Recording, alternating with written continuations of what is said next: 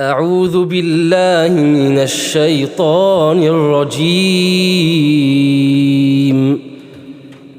بسم الله الرحمن الرحيم. وإذ قال إبراهيم رب اجعل هذا البلد آمنا واجنبني وبني أن نعبد الأصنام رب إنهن أضللن كثيرا من الناس فمن تبعني فإنه مني ومن عصاني فإنك غفور رحيم. ربنا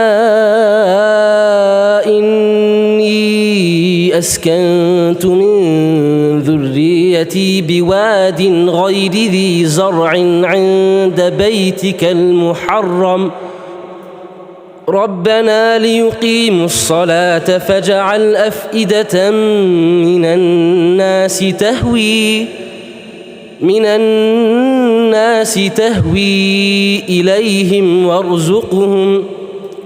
وارزقهم من الثمرات لعلهم يشكرون.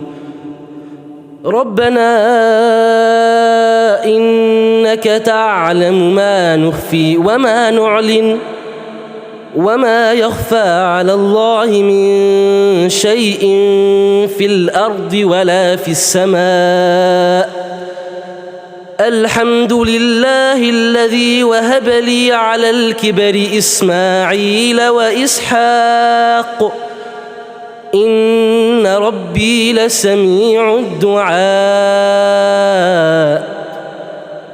رب اجعلني مقيم الصلاة ومن ذريتي ربنا وتقبل دعاء. ربنا اغفر لي ولوالدي وللمؤمنين يوم يقوم الحساب. صدق الله العظيم.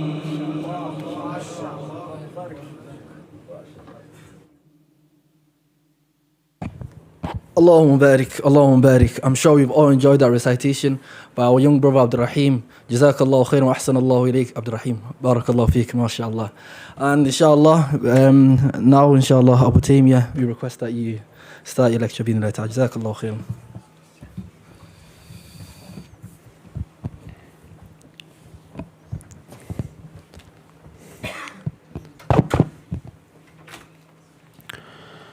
الحمد لله رب العالمين وأصلي وأسلم على المبعوث رحمة للعالمين بعثه الله شاهدا ومبشرا ونذيرا وداعيا إلى الله بإذنه وسراجا منيرا.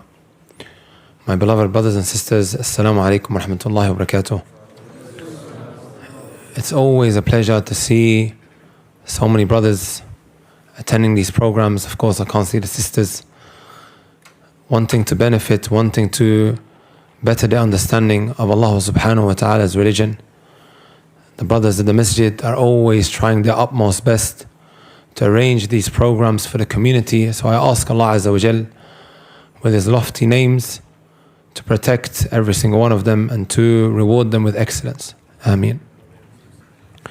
My brothers and my sisters, I don't want to speak too much because a lot of us are fasting. And I don't want to lose my voice as well because I'm very, very tired. I did 2 khutbahs today in the masjid. MashaAllah, we have a lot of people who attend for Jum'ah here. This very, very light, short, concise lecture that I would like to deliver revolves around a passage taken from the kitab called Madarij al-Salikin by Ibn al-Qayyim rahmatullahi alayhi. Ibn al-Qayyim rahmatullahi alayhi, who you could maybe call a specialist when it comes to the heart. The diseases, the ailments, the sicknesses of one's heart. You could say maybe that the Shaykh really mastered how to remove these stains that our hearts become so affected with. There is a passage in this kitab that I want to, inshallah ta'ala, go through today, and we still won't be able to give it its true justice because of the time. I didn't actually realize that there's only an hour left or so for the iftar. 10 ways, brothers and sisters, how we could really become from the close, beloved servants of Allah subhanahu wa ta'ala. How an individual can become from the awliyaa of Allah Jalla fi'ula. Those individuals that are really, really beloved to Allah Jalla fi'ula. We always tend to ask the question, why is it that I don't feel that connection between myself and Allah subhanahu wa ta'ala? I feel like there's not that connection. I feel that I'm spiritually dead and empty. I feel that maybe Allah subhanahu wa ta'ala is not pleased with me. I feel that Allah Azza wa Jalla is angry with me. This feeling, my brothers and my sisters, didn't come out of nowhere. Right? Today, bi'idhnillahi ta'ala, and of course, because it's the month of Ramadan, it is the month where one can rid himself of filthy bad habits. And it is the same month, my brothers and my sisters, that an individual can introduce new habits into his life. And that is because the doors of Jannah have been swung open, the doors of hellfire have been slammed shut, and the shayateen have been chained up, right? that دخل الشهر رمضان فتحت أبواب الجنة وغلقت أبواب النار وسلسلة الشياطين. So the hearts are a lot softer, right? It's so much more easier to introduce a good habit into your life in this month. So this is also the thought process behind why I decided to go through this, because we all want to have that close connection with the Almighty Creator, Allah subhanahu wa ta'ala. So he goes through 10 of them, and I'm hoping inshallah ta'ala, if we're not going to memorize it, we at least write it down, right? Unless you're like Imam al-Bukhari rahmatullahi alayhi, who memorizes everything that he hears, or maybe like al-Imam al-Shafi'i, who had photographic memory, then you are exempt from what I said. So he mentions 10 points. One thing I forgot to mention, my brothers and sisters, I think this is very, very important. In a lot of the lectures that I've been delivering, we've been having people from different walks of life, from different backgrounds attending.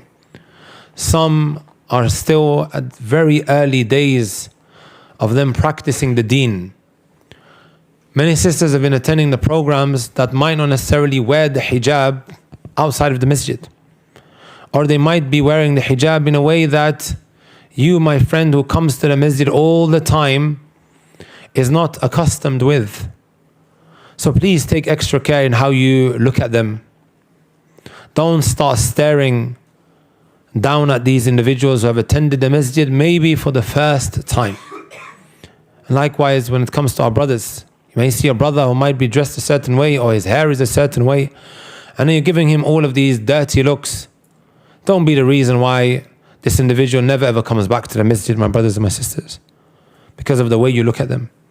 Recently, I told a story when I was in Kilburn Islamic Center, that there was this brother who used to come to the masjid when he was young. He was booted out of the masjid because of some noise that he was making in the house of Allah subhanahu wa ta'ala. And of course, it may well be that due to our cultural practices, we talk to someone or we deal with someone in a way that is pretty problematic. So he was booted out of the masjid. This same individual started clubbing later on down the line. And I'll tell you guys what happened in the club. He went to buy a drink or so and whatever else they buy from the bar. And as he was walking towards his table, he dropped the drink. The bartender came running to him and said, don't worry about it. He cleaned the place, went back to the bar and brought him a fresh new drink and said, here you go. Later on, the same brother said, look how they treated me in the masjid, and look how they treated me in the club. Right? Our mu'amala ma'an nas, the way we treat people, goes a very, very long way, brothers and sisters. It really, really does. And the good treatment and the bad treatment is something that isn't easily forgotten. People remember this. It could be that one interaction you had with that individual that he never ever forgets. Right? That he never ever forgets. And the house of Allah subhanahu wa ta'ala, my brothers and my sisters, is called what? Baytullah in Arabic. The house of Allah. It is not just for practicing people. It's not just for the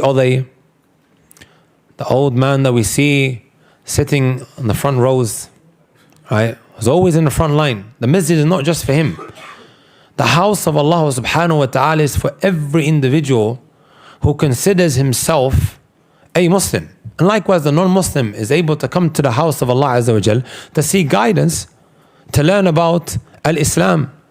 The masjid is a center for just about everything you can think of, right? So we want to be individuals who are welcoming. Individuals, my brothers and my sisters, who don't make it uncomfortable for others, right? So what are these 10 things, my brothers and my sisters, or these 10 points that I have written down here that will make us, inshaAllah ta'ala, from the beloved servants of Allah Azza wa Jal? And it will also cause us to have love in our hearts towards Allah Jalla fi'ala. في الأسباب الجالبة للمحبة والموجب لها وهي 10. Number 1, my brothers and my sisters, قراءة القرآن بالتدبر والتفهم لمعانيه وما أريد به. Reciting the book of Allah subhanahu wa ta'ala with contemplation, with reflection, trying to understand what Allah subhanahu wa ta'ala intends with His speech. كتدبر الكتاب الذي يحفظه العبد ويشرحه ليتفهم مراد صاحبه منه. And then he gives an example.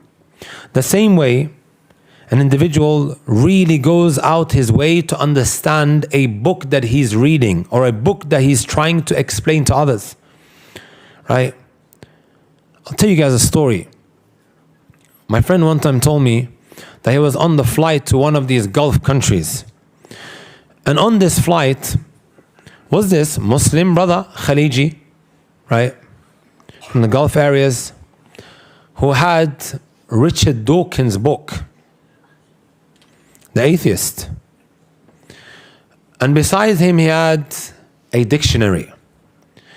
And the brother says to me, I looked at him and you could see he was in deep thought, really trying to understand what Richard Dawkins was trying to say, this atheist, right? This individual, born and bred in a Muslim country, my brothers and my sisters, where you have every Islamic material, right, at your disposal, so easy to find and accessible, right? So he's got the dictionary and he keeps going back and forth, back and forth, back and forth, back and forth. It's like, subhanAllah, every sentence he needed to go back to the dictionary, really going out his way. So we asked him, what is it exactly that you're trying to accomplish by reading this book? He goes, I'm exploring my thoughts and ideas. You never know, I might walk away with something different, right?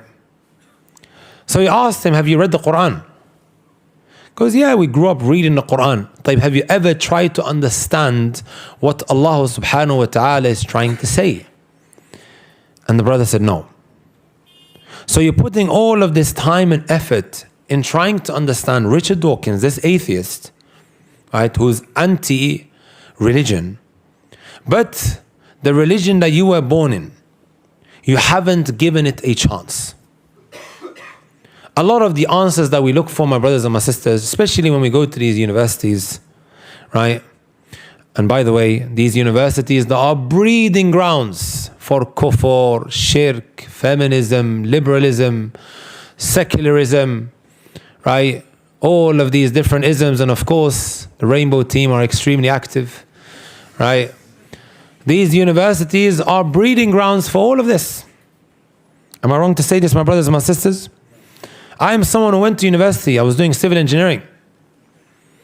One of the reasons as to why I actually decided to leave, because I went there for 1 year, and then the opportunity of going to Medina, it presented itself. And I just want to make it clear, I'm not trying to tell anyone to drop out of university, if I get your mothers and fathers chasing after me. I'm not saying that. I got accepted, that was one of the reasons why I went, but also another reason was, my brothers and my sisters, I would see Orientalists who are non-Muslims who learn about our religion, not so he could become guided or become a Muslim, no. So that they could target vulnerable Muslims who are uneducated about their religion. I would see them roaming around campus targeting these kind of individuals, right? And I'm like, I'm here. Yes, I spent 4 years in Yemen. However, these guys are here learning my religion. Maybe it's time for me to take this opportunity and to start learning more about it, right? They would walk around university campus targeting individuals on the edge. And that, unfortunately, is the case with many, right? We don't have the ammunition to fortify ourselves when the doubts start coming from every direction, right?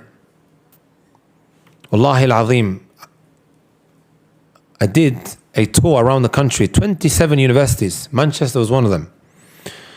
27 universities I went round. I would deliver a lecture about Surah Yusuf, but I would try to make it relatable to the student, the university student, right?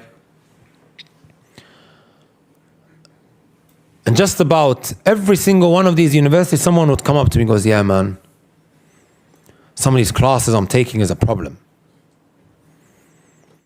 right? Some of these classes I'm taking is a problem.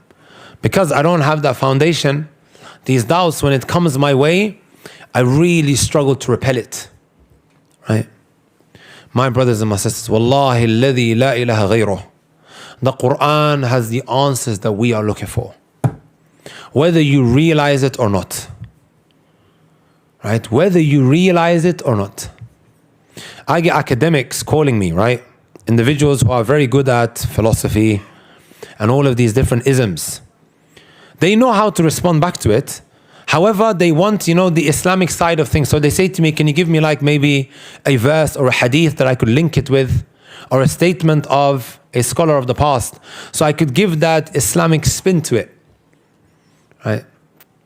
And subhanAllah, I say to myself, you have a lot of these Western theologians, Western individuals who are very, very well versed when it comes to Islamic theology, right?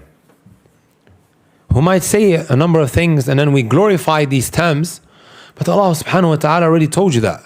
And the Messenger uttered it over 1400 years ago. And the scholars have spoken about this a very, very long time ago, right? It always makes me appreciate the knowledge that we have studied whenever I get into some of these discussions. And then likewise, my brothers and my sisters, right? Sometimes we ask questions as if, right, Islam is some human being.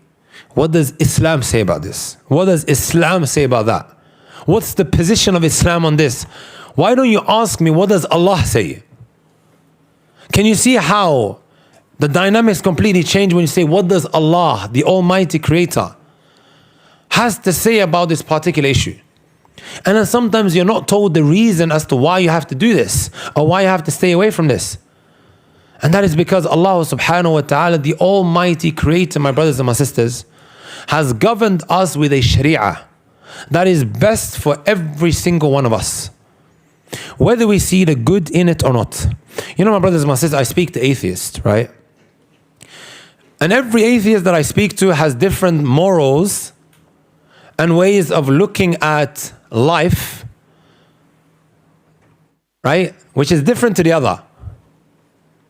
This guy says to you, yeah, this is something that I should do. This is something I should stay away from. You ask him why, he goes,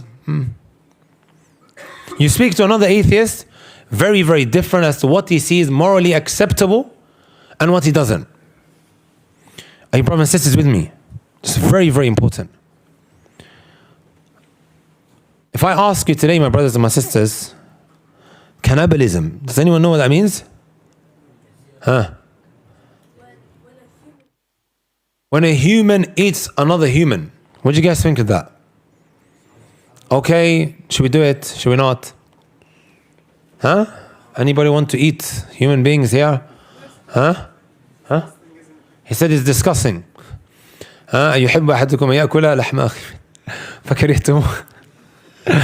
Allah said, would you love to eat the flesh of your brother? When speaking about backbiting, you dislike it. Sahih? Did you know, my brothers and my sisters, that up until this very day, there are some places around the world where this is perfectly fine? It's perfectly fine. Why do they do it? You probably will ask them the question and they'll say, "Adi, innit?" Right?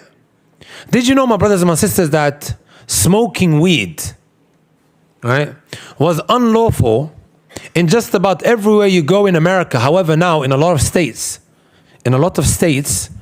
it started being legalized. It's shifting.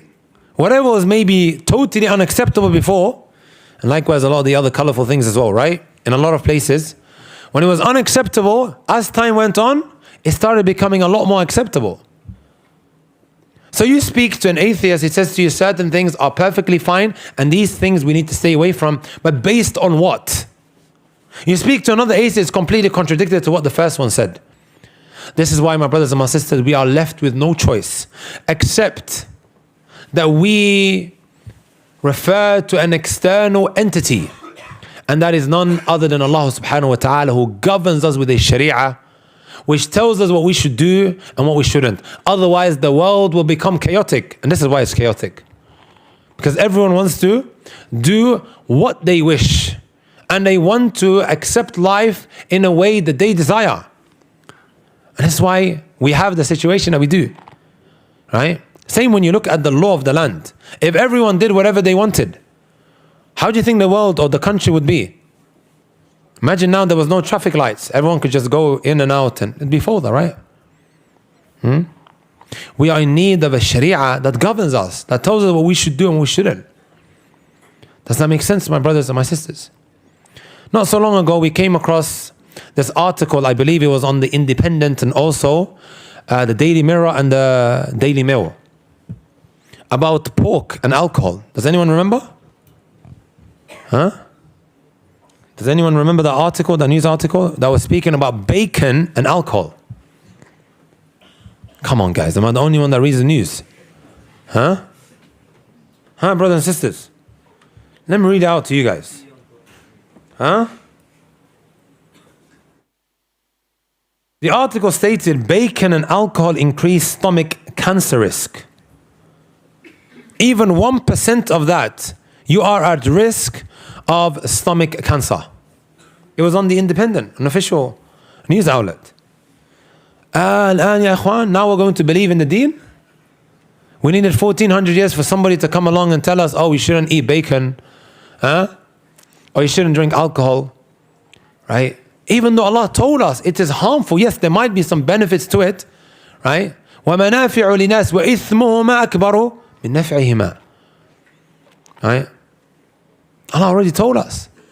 But we didn't accept because, oh, it doesn't make sense to me, but why is everybody doing it? Oh, why this, why that? Allah told you. Right? Otherwise, there will be fawda. It will be chaos, my brothers and my sisters. Right? Afwan, my brothers and my sisters, I went on a bit of a there. But the shahid min al-kalam, my brothers and my sisters, when you look up the meanings of what Allah subhanahu wa ta'ala has uttered in His book, Wallahi alladhi la ilaha ghayru, you will grow in your love for Allah subhanahu wa ta'ala. We just need to open up that Quran and learn what Allah subhanahu wa ta'ala intended.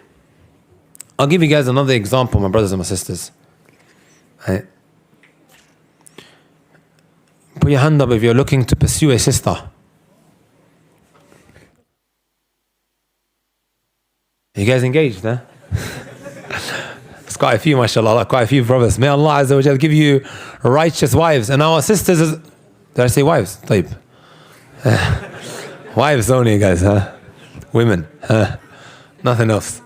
And may Allah Azza wa Jal give our sisters righteous husbands. When you come to know about a sister that has this characteristic and that characteristic and then this trait and then that trait, what does that do to you? Huh? What do you want to do next? You want to get to know that sister even more now, right? It's a potential. It increased your desire to have this lady, sahih? Not that I'm trying to compare this lady to Allah Azza wa Jalla, my brothers and my sisters, not at all, right? But the more we learn about what Allah subhanahu wa ta'ala is saying, the more this increases our love for Allah Jalla fi'ala. Right? And we'll speak later inshallah ta'ala about the only source of knowledge that we have with regards to Allah Azza wa Jal, a little bit later inshallah, as this is one of the points.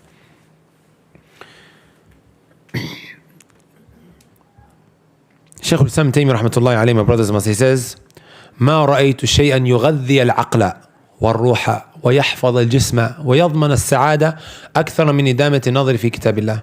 I haven't seen anything that feeds the mind and the soul and protects your body, right? And also guarantees you happiness more than looking in the book of Allah subhanahu wa ta'ala. Right? SubhanAllah. What I'm going to suggest to every single one of you guys, because it's one thing giving a reminder and it's another providing practical steps to what we say. Have you guys heard of the tafsir of Ibn Kathir? The abridged version is translated into English. I think I may have said it before here, Allahu A'lam. 10 volumes. Alhamdulillah, I've been getting a lot of people messaging me because I said it in other lectures. Right? And they said, this Ramadan we're going to do it. Guys, I don't like reading English books. But that was the sweetest English book that I've read. Even the way it's written is not like in old ancient English.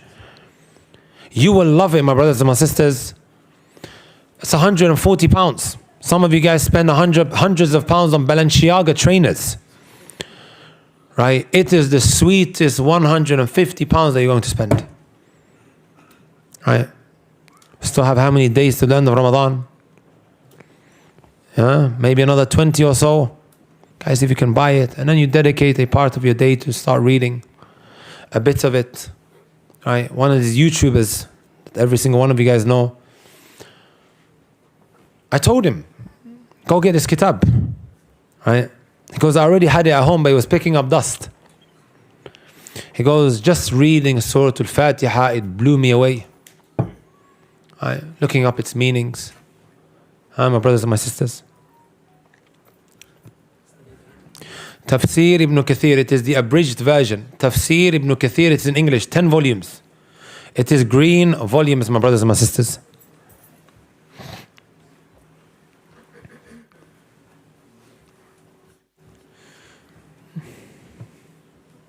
Also Ibn al-Qayyim rahmatullahi alayhi says, فَقِرَاءَةُ الْقُرْآنِ أو فَقِرَاءَةُ آيَةٍ بِتَفَكُّرٍ وَتَفَهُّمٍ خَيْرٌ مِنْ قِرَاءَةِ خَتْمَةٍ بِغَيْرِ تَدَبُّرٍ وَتَفَهُّمٍ. Right?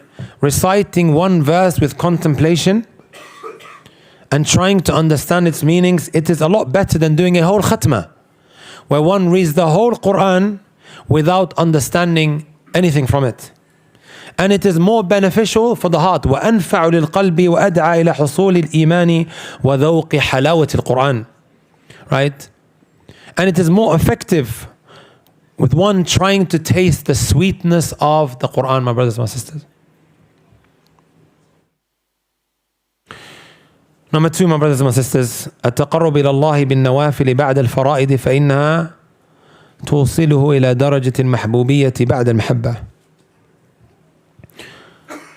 Seeking closeness to Allah subhanahu wa ta'ala through an-nawafil, carrying out the voluntary supererogatory acts, my brothers and my sisters. Right? Because this will lead an individual to a level that he refers to as al-mahbubiyya, which is a daraja ba'd al-mahabba. A daraja, a level, a status after the love that one can acquire from Allah subhanahu wa ta'ala. Even higher. Right? We know the famous hadith al-Qudsi. One will keep on getting closer to Allah Azza wa Jal after the obligatory acts by doing the supererogatory voluntary acts. My brothers and my sisters, you know, in the month of Ramadan, we are engaging in a tarawih. Right? We pray the night prayer. And I know it gets very, very tiring. But what is it that Allah subhanahu wa ta'ala is encouraging us with? Allah subhanahu wa ta'ala in this month wants us to become from the best of people. أفضل الصلاة بعد الفريضة, the most virtuous act after the obligatory prayers is what? Salatul Layl, the night prayer. Right? So Allah Azza wa Jal is training us, my brothers and my sisters, so that after that we can become from Ibadur Rahman. You know the sifat to Ibadur Rahman, if you look at the end of Surah Al-Furqan, Surah Al-Furqan, not Masjid Al-Furqan guys, Surah Al-Furqan, a chapter in the Quran, right? At the end, it lists a number of qualities and traits and characteristics of the best of people. One of them is وَالَّذِينَ يَبِيتُونَ لِرَبِّهِمْ سُجَّدًا وَقِيَامًا. Those, my brothers and sisters, who spend their nights in prostration and standing in prayer, right? No one's going to say, my brothers and my sisters, that standing up at night is mandatory, or if you don't do it then you are bad. No. Wallahi, what I say to the people all the time, my brothers and my sisters, if we're not waking up at night, we are really, really missing out. Right? We are really, really missing out. Right?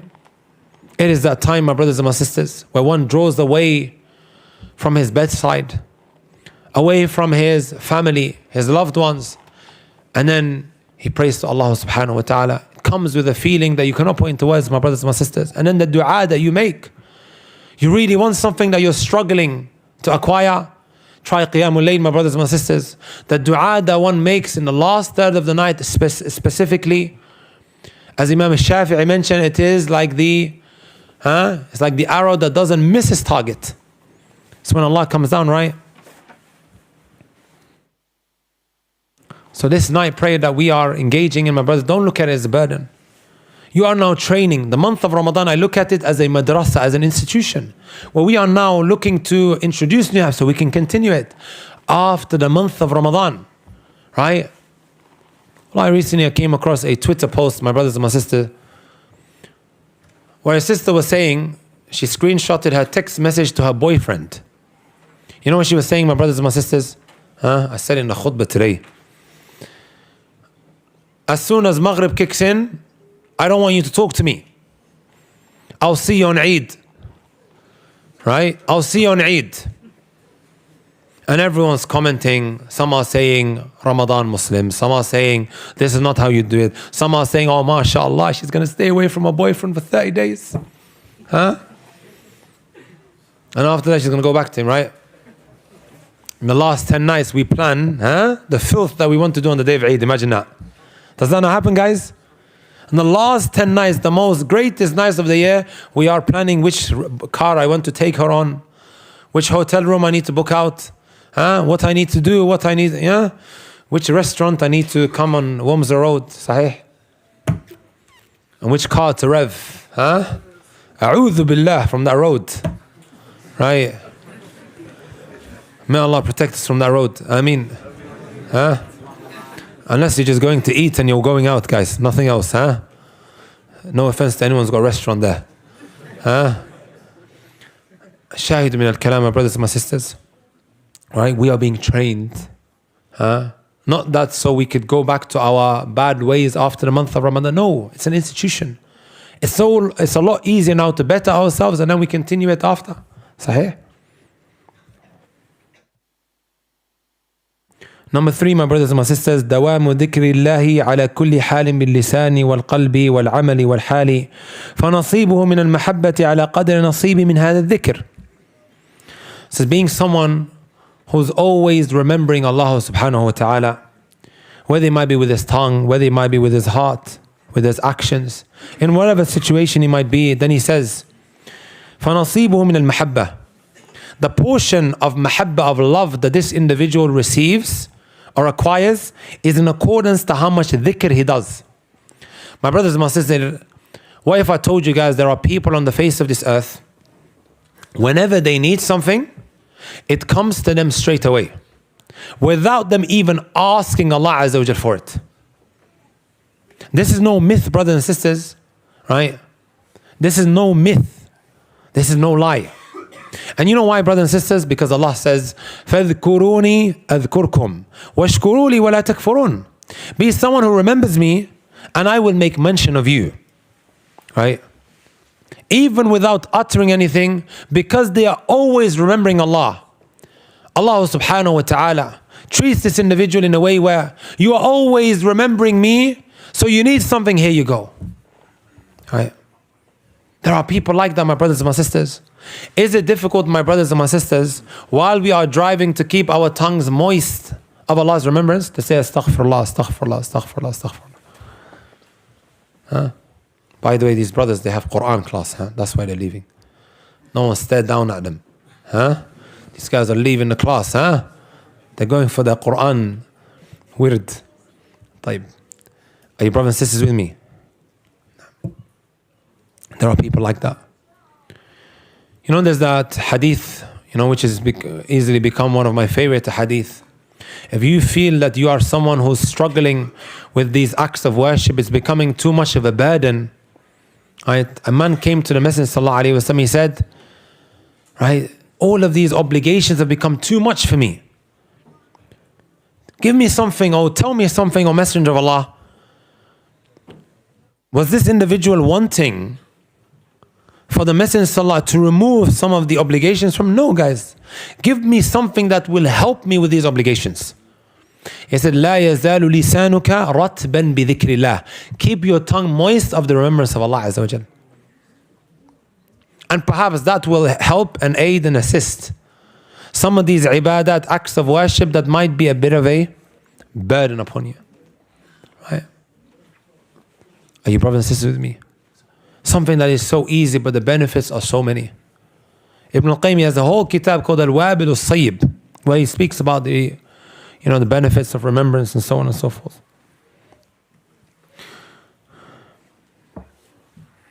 Number 4, my brothers and my sisters. إيثار محابه على محبك عند غلبات الهوى. Right. والتسنم إلى محابه وإن صعب المرتقى. Here he talks about prioritizing Allah subhanahu wa ta'ala over everything else that you love. Right. We love football, don't we? Man United fans, huh? Or Man City? I forgot, the blue half and red half. Sahih. Time of the salah kicks in, my brothers and my sisters. 80th minute. It's 1-1. Huh?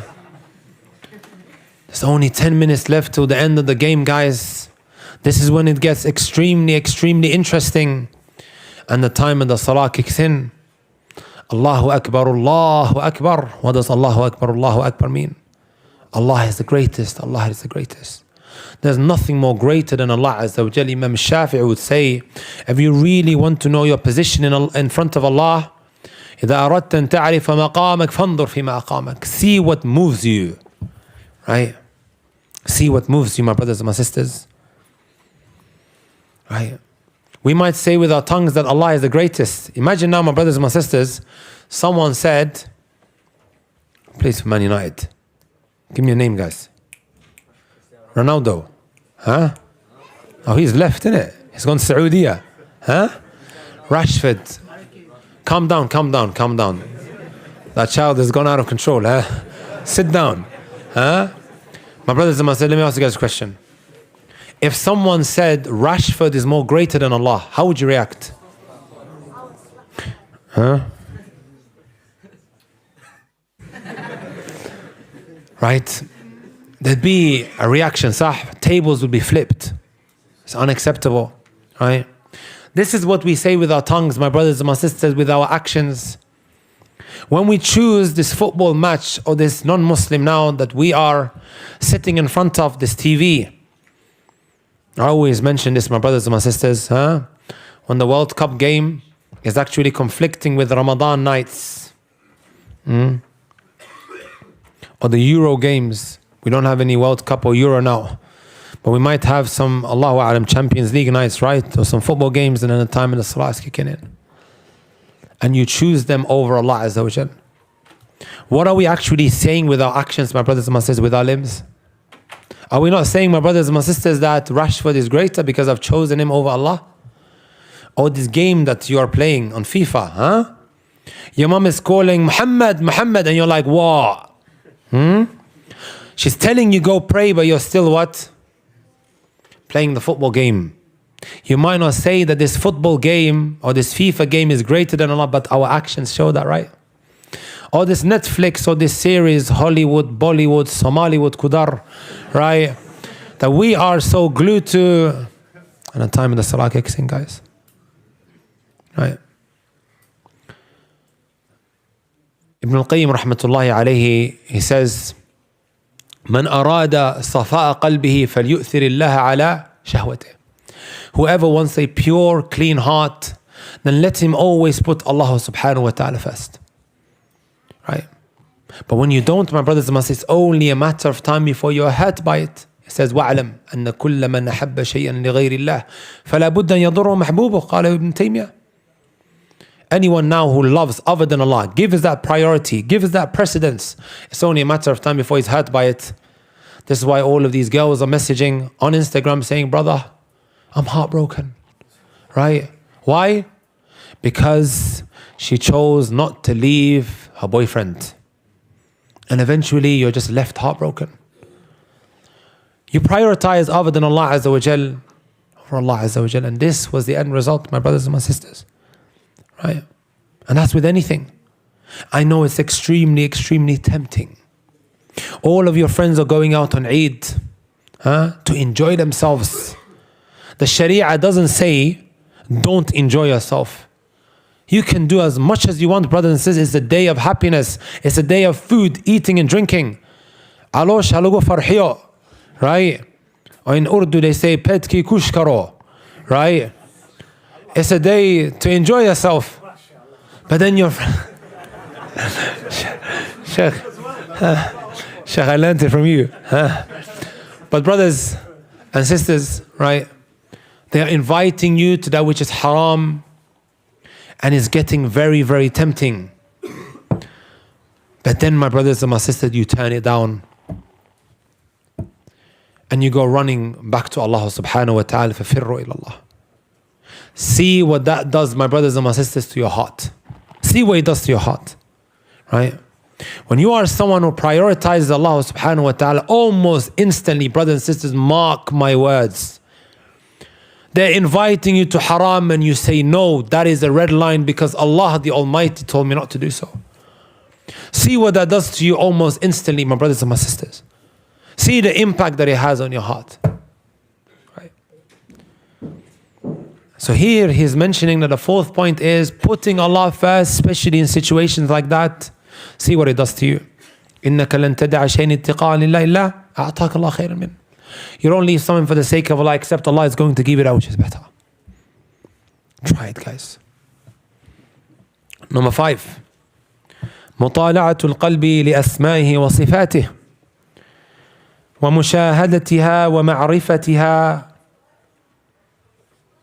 Or is it ومشاهدتها ومعرفتها وتقلبه في رياض هذه المعرفة ومبادئها.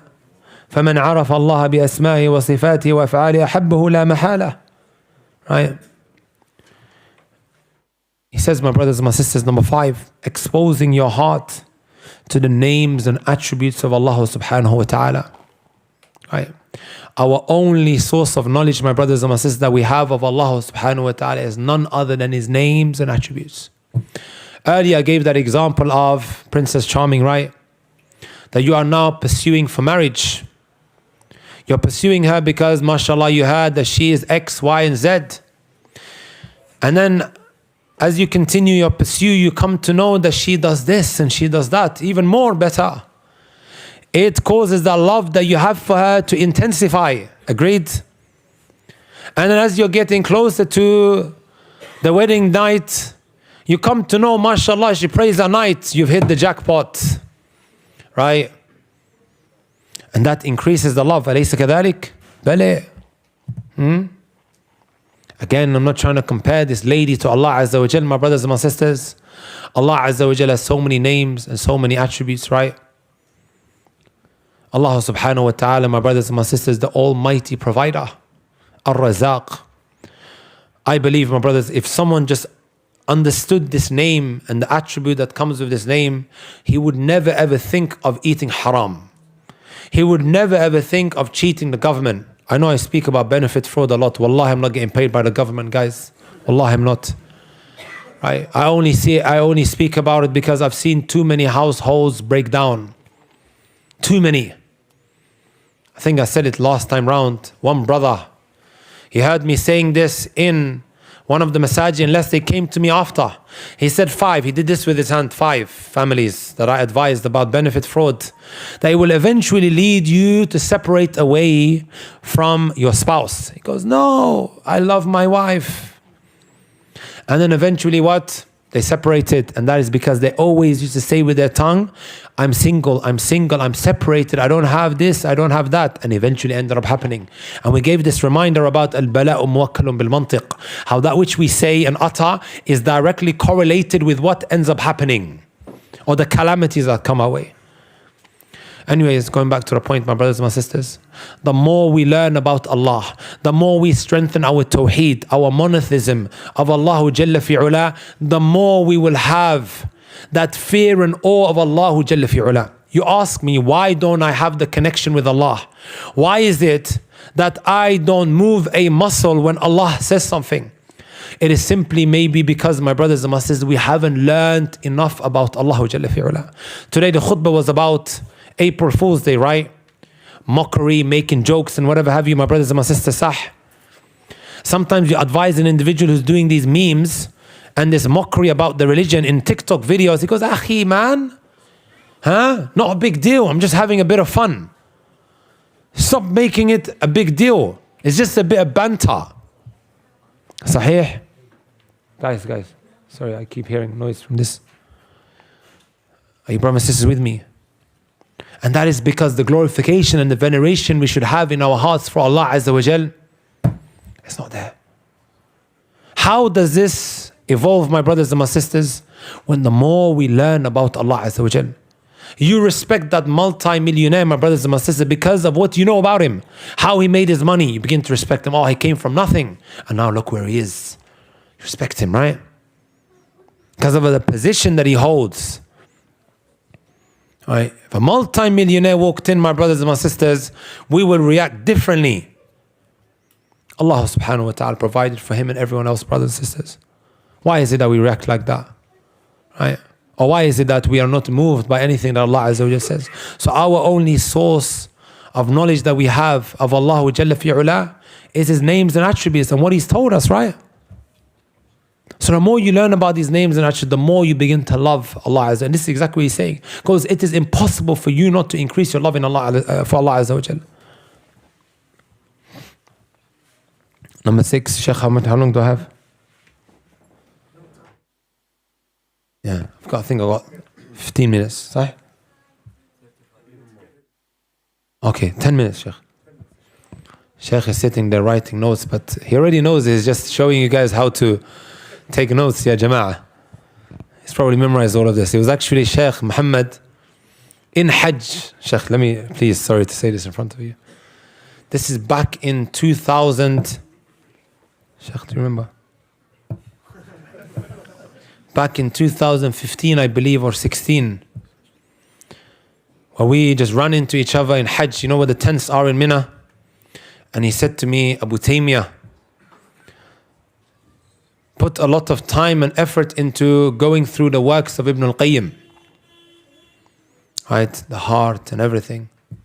Right? Talks about everything. Now we are taking what? The Tawheed. We're taking a class in Tawheed, guys. What we're going through today is perhaps maybe due to Shaykh Muhammad's good deed and his advice that he gave me. I began to read books after books, statements after statements. Ibn al-Qayyim, Ibn Taymiyyah used to give a lot of concern to it based on what the Shaykh told me. Books of Ibn al-Qayyim changed my life, guys, and this is what we're going through right now. Number 6, my brothers and my sisters, مشاهدة برنه وإحسانه وآلائه ونعمه الباطنة والظاهرة فإنها داعية إلى محبته. Recognizing the favors of Allah subhanahu wa ta'ala upon you and all of the blessings, my brothers and my sisters, that Allah showers upon us. Allah Azza wa Jal done this for me and then I'm going to disobey Him. He has never left me a single day without food in my fridge. I've never gone to sleep, right, hungry, my brothers and my sisters.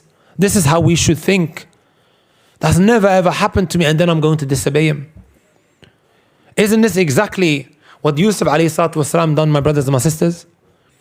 When she locked him up, the wife of Al-Aziz, and she said, hey Talak, let's get it on.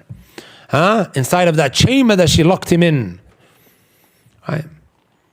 How did he respond, my brothers and my sisters? Muhadarat, lectures can be constructed about just this incident here. قال معاذ الله. He began to seek refuge in Allah Azza wa Jal. And look what he also said. إنه ربي أحسن مثواي. Indeed, my Lord. Right? The scholars of tafsir, they differed. Was he referring to the favors of Allah or the favors of Al-Aziz, who was so good to him? But either way, my brothers and my sisters, either way, right? When the sin presented itself, إِنَّهُ رَبِّي أَحْسَنَ مَثْوَاي. Allah did so much for me.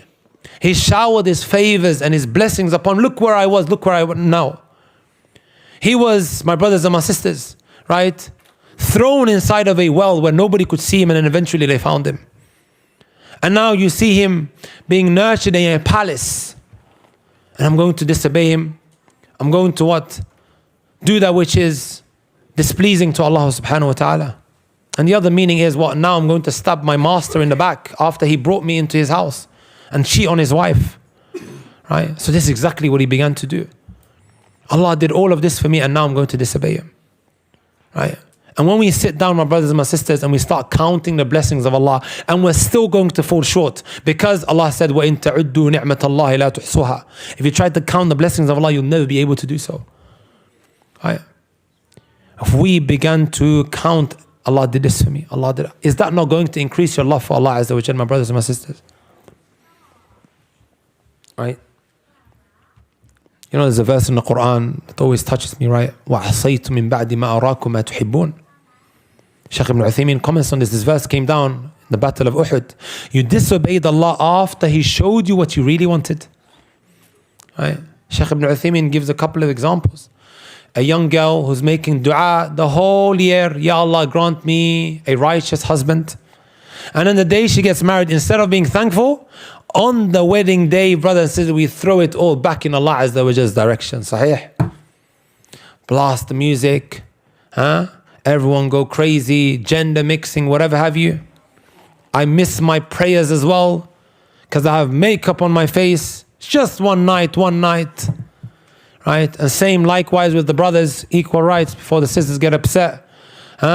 Instead of being thankful to Allah Azza wa Jalla, my brothers and my sisters, this is how we react. One is making dua the whole year, Ya Allah, grant me good grades. He scores his first, everyone gets together and they throw a party, music, R&B, whatever have you. وَعَصَيْتُم مِّن بَعْدِ مَا أَرَاكُمْ مَا تُحِبُّونَ. You disobeyed Allah after He showed you what you really wanted. Right? Number 7, my brothers and my sisters. He says, وَهُوَ مِنْ أَعْجَبِهَا إِنْكِسَارُ الْقَلْبِ بِكُلِّيَّتِهِ بَيْنَ يَدَيِ اللَّهِ تَعَالَى. To break down in front of Allah subhanahu wa ta'ala. He says that this is min a'jab, right, out of all of them. It is from the most amazing out of all of the points that have been mentioned. He says, وَلَيْسَ فِي التَّعْبِيرِ عَنْ هَذَا الْمَعْنَى غَيْرَ الْأَسْمَاءِ وَالْعِبَارَاتِ. This is not something that you can put into words, he says. You can't put this into words. To break down in front of Allah Azza wa Jal, right, with humility, right. He says you can't put this into words. Make this a habit where constantly I seclude myself, right? And it's just me and Allah subhanahu wa ta'ala. And then I break down in front of Him, right? My brothers and my sisters, got a couple of more minutes. I'm going to quickly finish up, inshallah ta'ala. This dua that we are going to be uttering, especially in the last 10 nights. What is the dua? Allahumma innaka afuwan tuhibbul afwa fa'fu anni, right? Messenger sallallahu alayhi wa sallam taught this dua to Aisha radiallahu ta'ala anha. When you look at the dua, what is he instructing her to ask Allah? Ask Allah to pardon you. This is what he's telling her. This is Aisha, who's been working so hard for the last 20 days. And now on top of that, right, you have to ask Allah to forgive and pardon you? Ibn Rajab comments and he says, وَإِنَّمَا أَمَرَ بِسُؤَالِ الْعَفْوِ بَعْدَ الْاجْتِهَادِ فِي الْأَعْمَالِ فِيهَا وَفِي لَيَالِ الْعَشْرِ.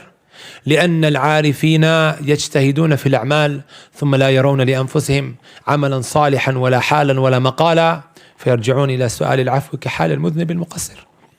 He says the only reason why he told her to do so after working so hard in the first 20 is because the smart and intelligent individuals, my brothers and my sisters, they work so hard and then they don't get deluded with themselves. Oh, I've done so well, let me now take a break. No, they run back to Allah subhanahu wa ta'ala the same way the smart sinner does. What does the smart sinner do, guys? The smart sinner, after he sinned, what does he do? He breaks down in front of Allah Azza wa Jal. Ya Allah, forgive me. He committed zina. Ya Allah, forgive me. Breaks down into tears. He says, this is the way of the person who's been working so hard, done so many righteous deeds. He takes time out, my brothers and my sisters, and he breaks down, Ya Allah, forgive me. This is from the ways of the awliyaa, my brothers and my sisters, that is not mentioned enough. Ya Allah, forgive me. This is after he's been doing so well. Right? Breaking down in front of Allah Azza wa Jal, I still haven't done enough. Ya Allah, accept this from me. Right? I would have loved to go into the issue of how the Salaf, the people of the past, they were so terrified of their actions not being accepted. Imam al-Dhahabi comments on one of these statements. He says, كل من لم يخشى أن يكون في النار فهو مغرور قد أمن مكر الله. Anyone, right, who doesn't have that fear that he might be from the people of the fire, then this person is deluded, he's deceived. Indeed, he has made himself safe of the punishment of Allah. Number 8, my brothers and my sisters. Shaykh, tell me exactly how much I have, Shaykh.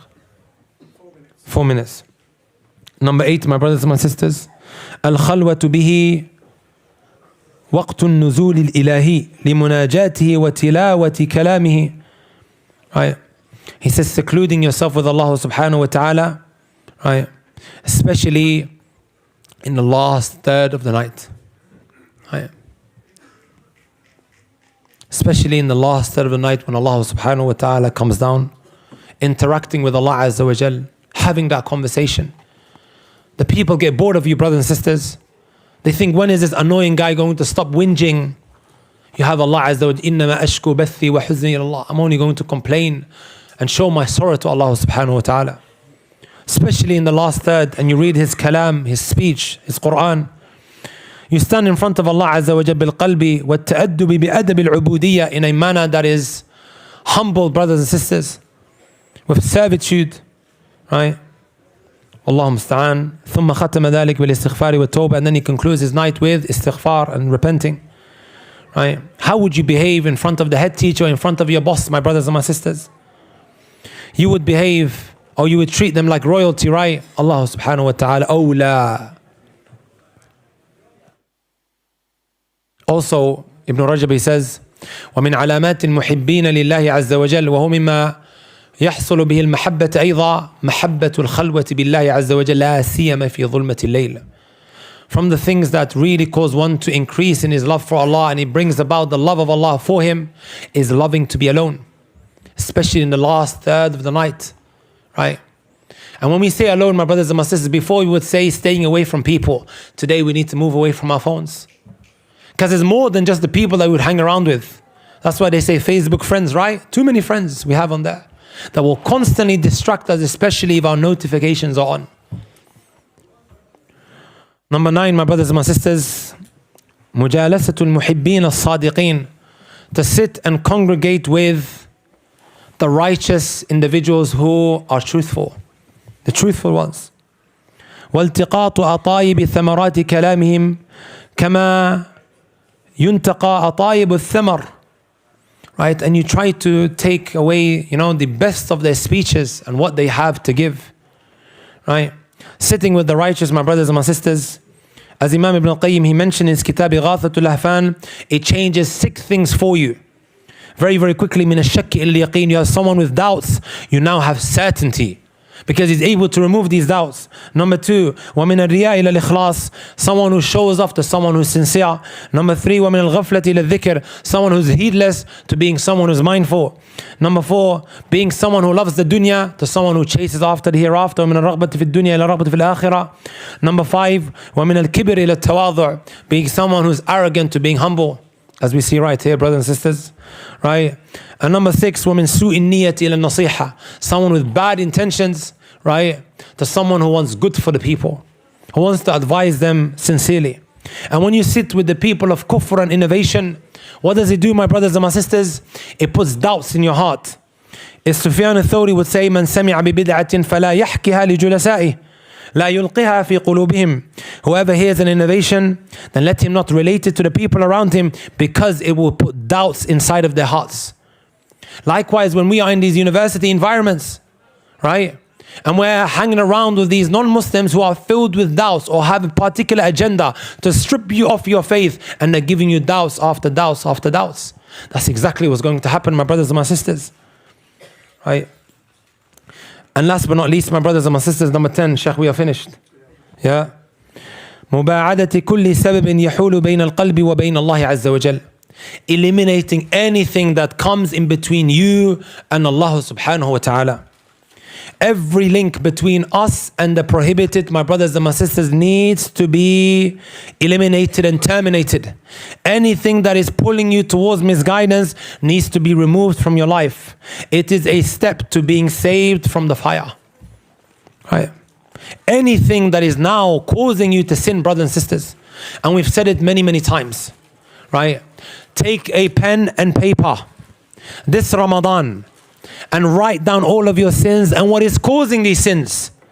And perhaps that's the first step now to eliminating this from your life.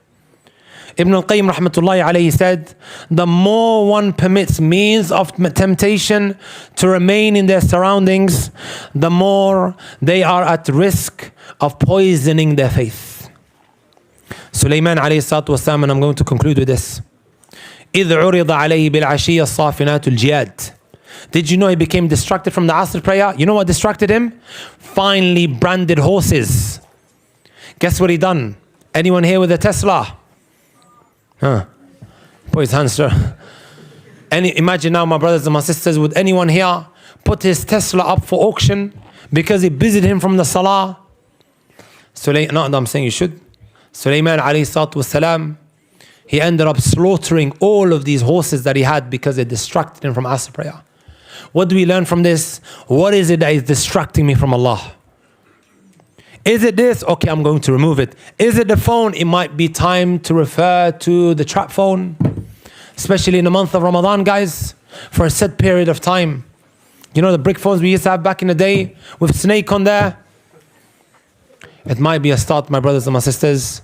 Ask Allah Azza wa Jal to bless every single one of you guys for taking time out to benefit from this lecture and to sit in front of His miskin. I ask Allah Azza wa Jal to allow us to be from amongst those who take away maximum reward. Allahu A'lam whether we will get another Ramadan. As I was driving here with the brother to Masjid al-Furqan, Manchester, there was a collision on the M6. 4 cars completely written off. An ambulance came, not just an ambulance, but the helicopter came to pick up one of these casualties. It missed us by a couple of moments, right? That could have been us, brothers and sisters. It could have been you. We don't know whether we will get another Ramadan, right? So make the most of what you have. جزاكم الله خيرا وأحسن الله إليكم. سبحانك اللهم بحمدك أشهد أن لا إله إلا أنت أستغفرك وأتوب إليك. I think it's time, inshallah.